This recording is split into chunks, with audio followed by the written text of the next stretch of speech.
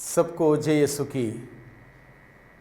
आइए भाइयों बहनों, फिर एक बार हम सभी प्रभु के जीवंत वचनों पर मनन चिंतन करें। आज के दिन में फिर एक बार मैं एक नया विषय को लेकर आया हूँ। इस विषय को लेकर हम सभी प्रभु के वचनों के सहारे मनन चिंतन करें। प्रभु का वचन हमारे जीवन में प्रवेश करने दें, हमारे दिल के द्वार को खोलें, ताकि वह शब्द जो इसमें जीवन है हमारे अंदर प्रवेश करते हुए हम सबों का जीवन को सुंदर बनाएं। इसलिए बड़े भक्ति से, बड़े विश्वास से प्रभु का वचन हम सभी सुने, और जो वचन हम सुनेंगे वो वचन हमारे जीवन का निर्माण करता है। इस बात को हम कभी ना भूलें। ईश्वर का वचन निरंतर हमें हमारा जीवन का निर्माण करता है।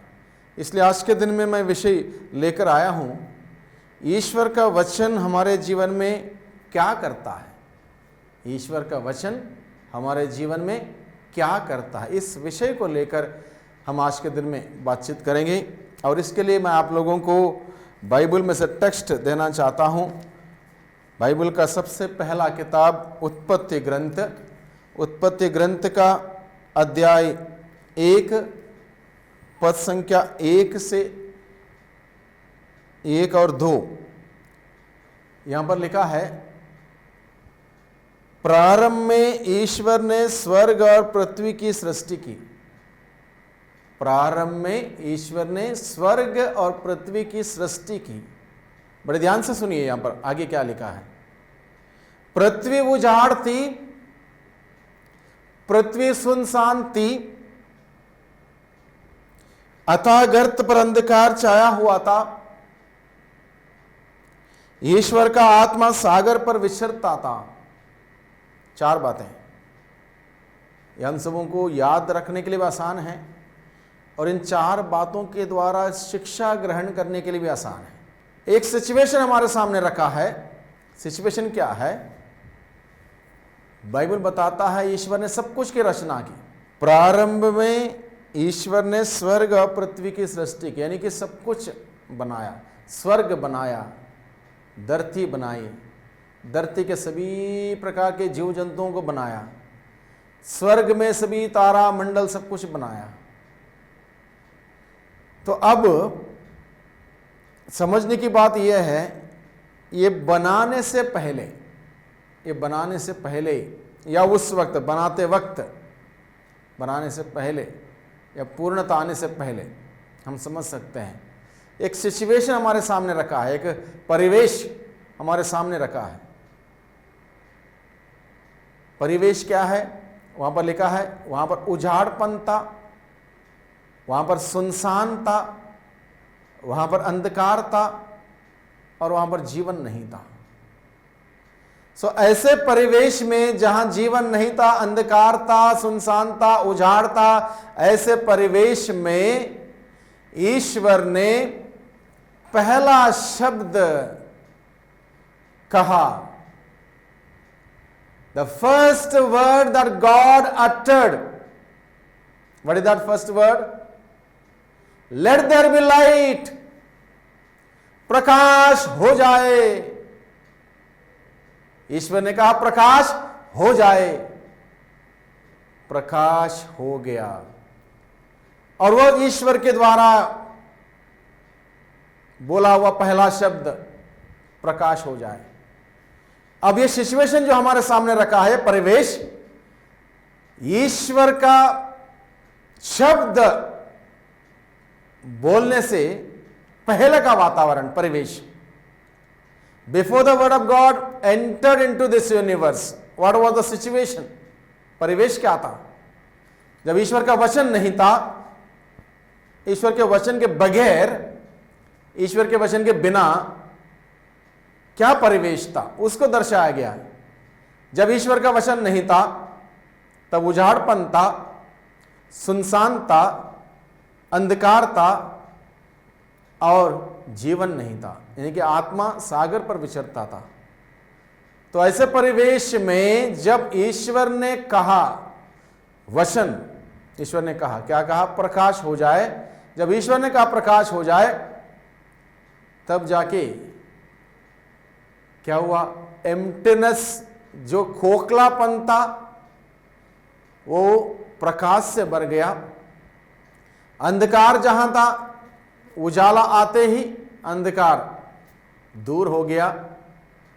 उजाड़ था, वह फॉर्म में आ गया दोबारा, और जहां जीवन नहीं था वहां जीवन आ गया। अब इस बात को समझने की जरूरत है। मैं सूरज की बात नहीं कर रहा हूं, और इस बाइबल में अगर आप पढ़ोगे, उत्पत्ति ग्रंथ अध्याय 1 में आगे पढ़ते जाओगे, सूरज की रचना कब हुई? चौथे दिन हुई, द 4th डे।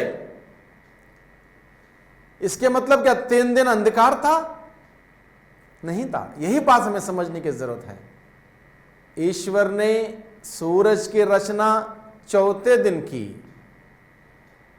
तो सबसे पहले ईश्वर के द्वारा बोला हुआ शब्द क्या था? प्रकाश हो जाए, लेट देयर बी लाइट। ये लाइट कौन है ये, और ये क्या है? हम इस बात को जानें।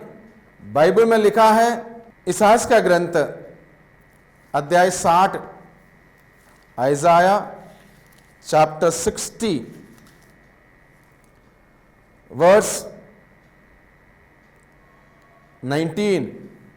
इसायाह का ग्रंथ अध्याय 60 पद संख्या 19 में यहां पर लिखा है, यह प्रकाश क्या था और कौन था, इस बात को लिखा है।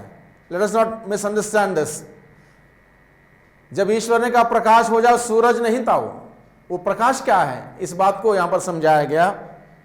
इसायाह का ग्रंथ अध्याय 60 पद संख्या 19 में, तुझे ना तो दिन में सूर्य के प्रकाश की, तुझे ना तो दिन में सूर्य के प्रकाश की, आओ ना रात में चांदने की आवश्यकता होगी, आओ ना रात में चांदने की आवश्यकता होगी। यानी कि ना दिन में सूरज की आवश्यकता होगी और ना रात को चांदने की आवश्यकता होगी। क्यों?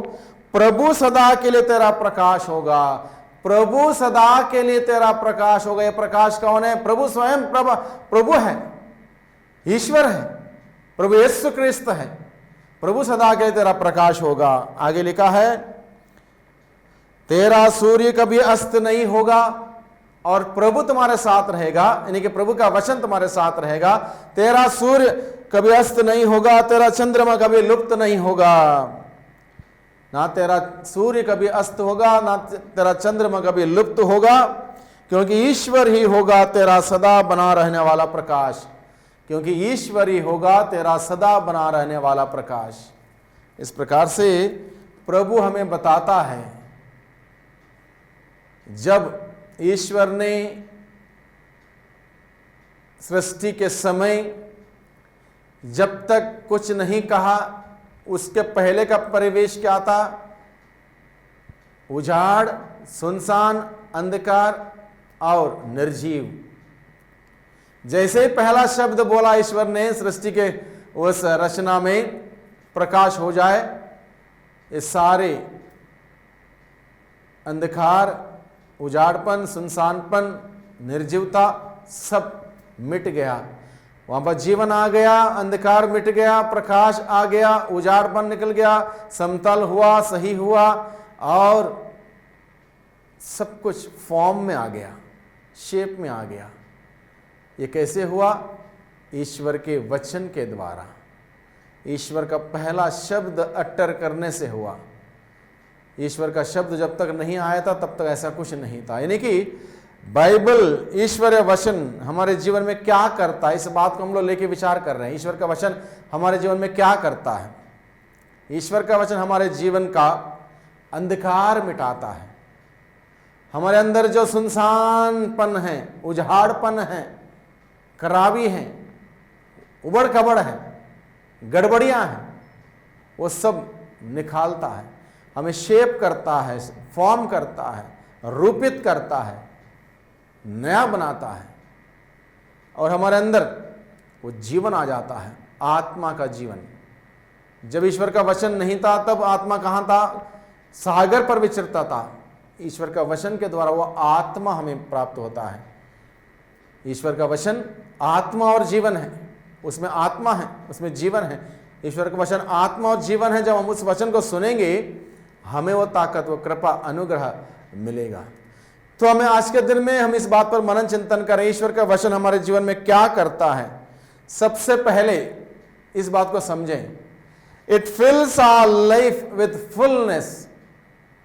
सबसे पहले ईश्वर का वचन हमारे जीवन में क्या करता है? ईश्वर का वचन हमें परिपूर्ण जीवन से भर देता है, जीवन से भर देता है, जीवन हमारे अंदर आ जाता है। It fills our life with fullness.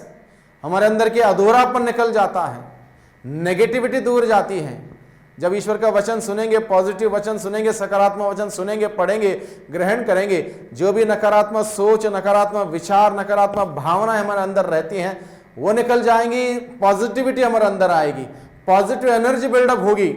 ईश्वर का वचन हमारे अंदर जब आएगा, पॉजिटिव वचन, सकारात्मक वचन हमारे जीवन का निर्माण करता है, हमें भर देता है।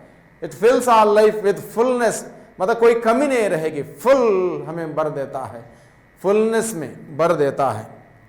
दूसरी बात ईश्वर का वचन हमारे जीवन में क्या करता है? Word of God illuminates our life, यानी कि हमारे जीवन में अगर ईश्वर का वचन नहीं है, ईश्वर का वचन नहीं पढ़ते हैं, नहीं सुनते हैं, उसके अनुसार आचरण नहीं करते हैं, तो अंधकार का बोलबाला रहेगा। हर प्रकार का अंधकार, नेगेटिविटी का अंधकार, गलत सोच का अंधकार, गलत भावना का अंधकार, गलत वासनाओं का अंधकार, द्वेष, लड़ाई, बदले की भावना, अलग अलग प्रकार का अंधकार हमारे अंदर राज्य करेगा अगर ईश्वर का वचन नहीं। ईश्वर का वचन आएगा, हम क्षमा दे पाएंगे, क्षमा ले पाएंगे। ईश्वर का वचन हमारे अंदर आएगा, हम प्यार मोहब्बत से जी पाएंगे, शांति से जी पाएंगे, मेल मिलाप करेंगे। ईश्वर का वचन हमारे अंदर आएगा तो हम निखरते जाएंगे। ईश्वर का वचन नहीं हमारे अंदर तो हम बिखरते जाएंगे। याद रखें इस बात को, ईश्वर का वचन हमारे अंदर नहीं है तो हम बिखरते जाएंगे, टूट जाएंगे, फूट जाएंगे, उजाड़पन आएगा, सुनसानपन आएगा, निराशा आएगी, हताश हो जाएंगे। जब ईश्वर का वचन आएगा हमें शेप देगा, फॉर्म करेगा। इसलिए the word of God illuminates our life, प्रकाशित करेगा हमारा जीवन, उजाले में लाएगा। जब उजाला आएगा, हर प्रकार का अंधकार हमारे जीवन में है वो मिट जाएगा, दूर जाएगा।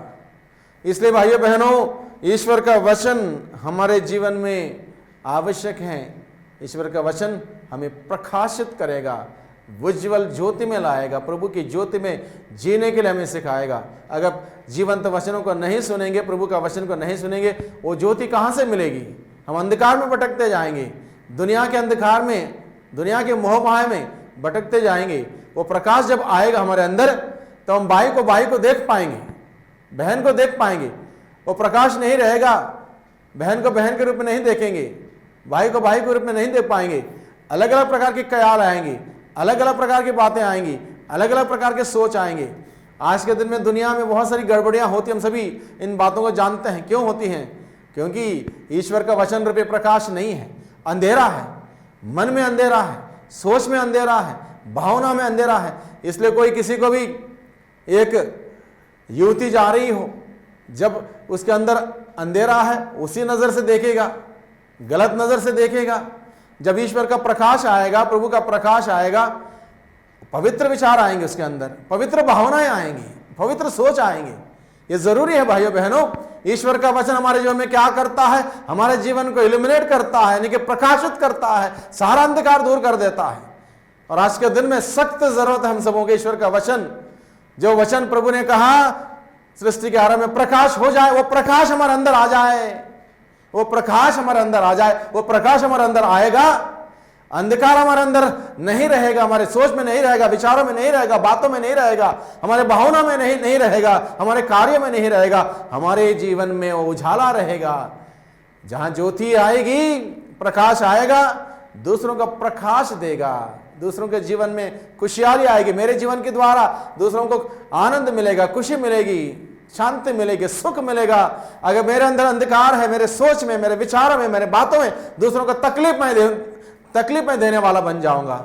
यानी कि ईश्वर का वचन आएगा तब हम ईश्वर का वचन हमें प्रकाशित करेगा और हमारा प्रकाश दूसरों को हम दे पाएंगे। अंधकार रहेगा, अंधकार देंगे, और अंधकार स्वयं को बर्बाद करता, दूसरों को भी बर्बाद करता। अंधकार something very very negative which we don't want. तो इसलिए उस प्रभु का प्रकाश को ग्रहण करने के लिए प्रभु का वचन पढ़ें, प्रभु का वचन ग्रहण करें। वचन नहीं रहेगा तो अंधकार रहेगा। तीसरी बात, ईश्वर का वचन, word of God gives us life. ईश्वर का वचन हमें जीवन देता है। जब ईश्वर का वचन नहीं था पृथ्वी सृष्टि के आरंभ में, वहां पर क्या था? अंधकार छाया हुआ था, वहां पर जीवन नहीं था। ईश्वर का आत्मा सागर पर विचरता था, वहां पर लिखा है। यानी कि आत्मा नहीं मतलब जीवन नहीं है। आत्मा नहीं था यानी कि जीवन नहीं था। तो जीवन प्राप्त करने के लिए क्या करना है? यूहन्ना का सुसमाचार अध्याय 6:63 में लिखा है, ईश्वर का वचन आत्मा और जीवन है। ईश्वर का वचन आत्मा और जीवन है। पेतरुस इस बात को घोषित करता है यूहन्ना का सुसमाचार अध्याय 6:68 में, 6:68 में क्या कहता है? प्रभु हम किसके पास जाएं? आपके पास है शब्द अनंत जीवन के, आपके शब्दों में जीवन है। तो ईश्वर का वचन जिसमें जीवन है, शक्ति है, सामर्थ्य है। जैसे कि हम लोग इब्रानियों के नाम के पत्र अध्याय 12:4 में पढ़ते हैं, ईश्वर का वचन में जीवन है, शक्ति है, सामर्थ्य है। उसको पढ़ेंगे, ग्रहण करेंगे, हमारे अंदर ताकत आएगी, शक्ति आएगी, सामर्थ्य आएगी। इसलिए ईश्वर का वचन हमें जीवन से भर देता है, हमें जीवित करता है, तरोताज करता है। अन्यथा हम लोग निराश रहेंगे, उदास रहेंगे, मायूस रहेंगे। प्रभु के वचन के द्वारा वो एनर्जी हमें मिलेगी, वो उल्लास हमें मिलेगा, वो एक प्रकार का जुनून प्रभु के लिए जीने का वो उत्साह हमारे अंदर आएगा। बहुत सारे लोगों को सुबह उठने में आलस्यपन, प्रार्थना में जाने में आलस्यपन, क्यों? उत्साह की कमी, उत्साह नहीं है। कहां से आएगा? क्योंकि बाइबल पढ़ते नहीं है। बाइबल पढ़ें, वो उत्साह आएगा, वो जिज्ञासा आएगी, प्रभु को जानने का जिज्ञासा, प्रभु के पास जाने का जिज्ञासा, प्रभु के वचन को सुनने का, वो जरूरी है भाइयों बहनों। यानी कि ईश्वर का वचन हमारे जीवन में क्या करता है? ईश्वर का वचन हमें जीवन प्रदान करता है, बहुतायत का जीवन, बहुतायत का जीवन, परिपूर्णता का जीवन हमें प्रदान करता है। चौथी बात, the word of God forms us, यानी कि ईश्वर का वचन हमारा जीवन का निर्माण करता है। बहुत ही जरूरी है ईश्वर के वचन के द्वारा निर्मित होना, ईश्वर के वचन के द्वारा हमारा निर्माण होना जरूरी है। जब ईश्वर के वचन के द्वारा हमारा निर्माण होगा तो हमारे अंदर कोई कमी नहीं रहेगी। ईश्वर के वचन के द्वारा निर्माण नहीं होगा, दुनिया हमारा निर्माण करेगी। अलग अलग प्रकार के तत्व, अलग अलग प्रकार के शक्तियां, अलग अलग प्रकार के व्यक्ति हमारे जीवन का निर्माण करेंगे। बहुत सारा डिफेक्ट रहेगा, बहुत सारी कमियां रहेंगी। प्रभु का वचन हमारे अंदर जब प्रवेश करेगा, वो वचन हमें फॉर्म करेगा, वो वचन हमें हमारा निर्माण करेगा, वो वचन हमें सुंदर बनाएगा, अच्छा बनाएगा। इसलिए भाइयों बहनों, आज के दिन में जब हम सभी विचार कर रहे हैं इस वक्त, ईश्वर का वचन हमारे जीवन में क्या करता है, ये 4 बातों को याद रखें। इन 4 बातों को याद रखें। ईश्वर का वचन मेरे जीवन में क्या करता है? ईश्वर का वचन सबसे पहले क्या करता है? It fills our life with fullness.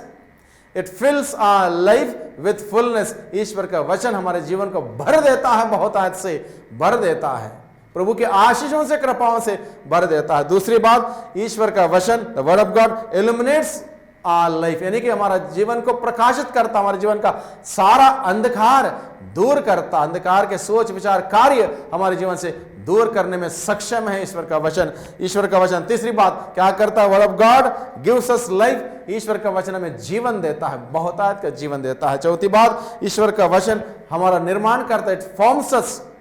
बहुत ही जरूरी है प्रभु के वचन के द्वारा इस प्रकार से फॉर्म हो जाना हर दिन, ताकि हम प्रभु के साथ जुड़े रहें और ईश्वर का वचन सुनते रहें, ईश्वर का वचन हमेशा हमारे जीवन में रहे।